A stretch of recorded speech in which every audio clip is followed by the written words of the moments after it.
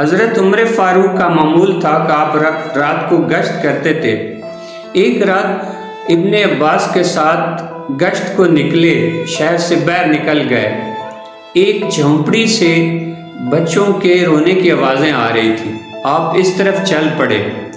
آگے گئے تو جھونپڑی کے باہر ایک عورت نے چولہے پر کوئی چیز پکنے کے لیے چڑھا رکھی تھی، اور آپ تھوڑے سے فاصلے پہ بیٹھ کے اسے دیکھنے لگ گئے۔ بچے روتے رہے، وہ چیزیں پکاتی رہی، بڑی دیر گزر گئی، کوئی پکنے میں کوئی چیز ہی نہیں آ رہی تھی۔ آپ حیران ہوئے، ماجرا کیا ہے؟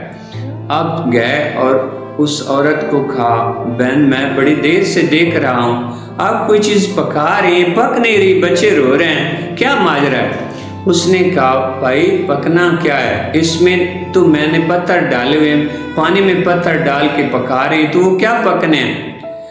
تو میرے گھر میں چیز ہے کوئی نہیں، یہ بچوں کو بہلانے کے لیے کہ خود ہی تھوڑی دیر بعد رو رو کے سو جائیں گے۔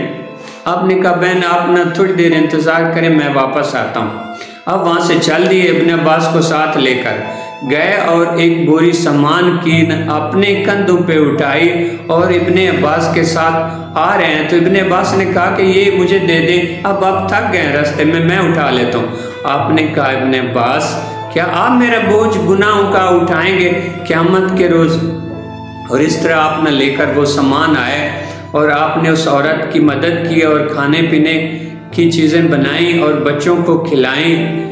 بچے ہنسنے کھیلنے لگ گئے، آپ بھی ان کے ساتھ کھیلنے میں شریک ہو گئے۔